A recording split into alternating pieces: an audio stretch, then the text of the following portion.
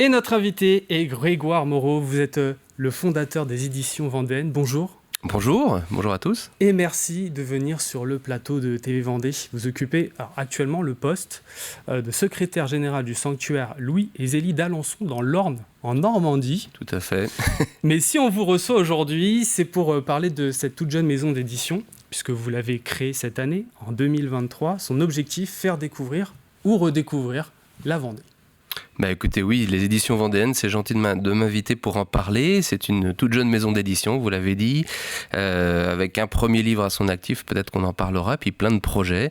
Vous savez, je crois que vous en faites écho, la Vendée est assez riche de sa culture, de son identité, de son histoire, de ses valeurs, et ça passe par le livre, notamment, et depuis longtemps. Donc les maisons d'édition en Vendée ne sont pas nouvelles. Il y en a eu des très belles aventures qui continuent, et il y en a, j'allais dire, peut-être souvent ou de temps en temps qui se créent ou qui se lancent, et les éditions Vendéennes rentrent un peu dans ce cadre-là, et c'est une petite maison d'édition.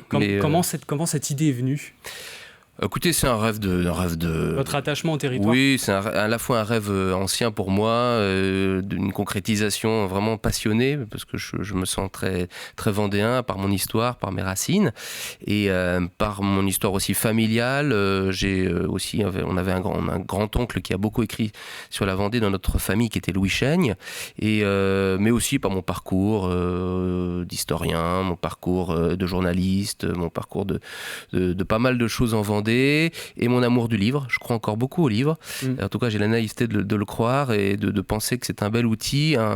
Encore à l'heure actuelle, je pense qu'on en gardera vraiment un attachement fort, surtout qui fixe les mots, qui fixe la pensée, qui fixe beaucoup de choses à l'heure plutôt de l'éphémère, vous voyez. Et il faut aussi élaborer une ligne éditoriale. C'est un exercice difficile à faire ?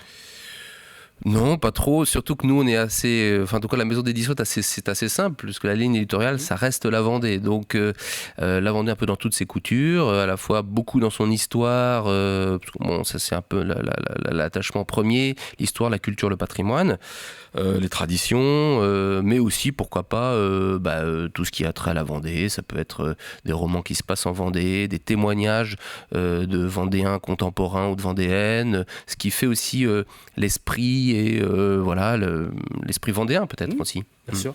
Alors, maison d'édition tout juste fondée, et un premier ouvrage, La Vendée et Napoléon. Hop, je le montre à la caméra, il est ici. La Vendée et Napoléon.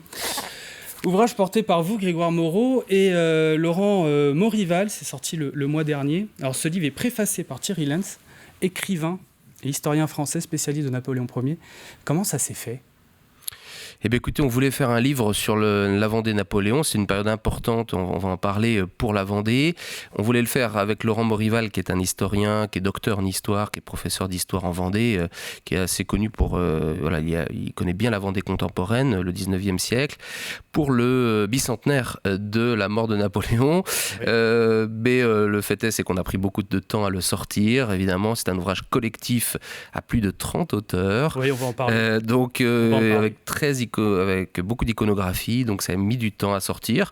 Donc c'était déjà le premier but, c'était un petit peu de sortir quelque chose pour le bicentenaire. Alors on le sort finalement pour l'anniversaire de la fondation de La Roche l'année prochaine en 2024 et l'anniversaire de l'Empire, ce sera les 220 ans. Donc voilà, donc c'est déjà pas mal.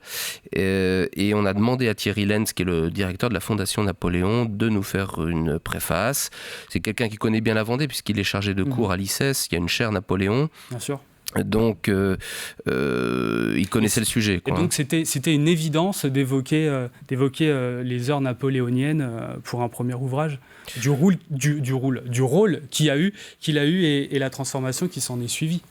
Alors je ne sais pas si c'est une évidence, mais en tout cas, on a voulu essayer de montrer aux Vendéens d'aujourd'hui, et quand ils s'y plongeront, j'espère que ce sera vraiment le cas, de leur montrer comment cette courte période mais a été très importante pour le département. Vous savez, le département sort des guerres de Vendée, sort de la Révolution, c'est quand même un département qui reste comme les autres autour, très, très, très, avec des stigmates, très, très, très martyrisé, et comment cette période va être le socle pour le rebond, pour une sorte de résilience, pour un pardon, pour une reprise en main de ce territoire, le remettre dans la communauté nationale.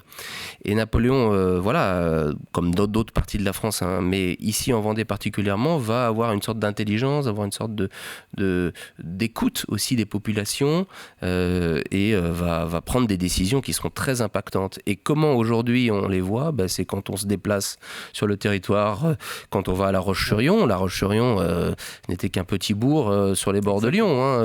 Aujourd'hui, ça reste le chef-lieu, le chef-lieu, la préfecture, avec une ville qui a été vraiment créée ex nihilo à l'époque, en 1804, et d'où part un réseau de routes en étoile qui maille le territoire et qui n'existait pas en fait, hein. Et aujourd'hui, quand on veut traverser le département, on est obligé de passer par ces routes, on est obligé même de passer par La Roche-sur-Yon.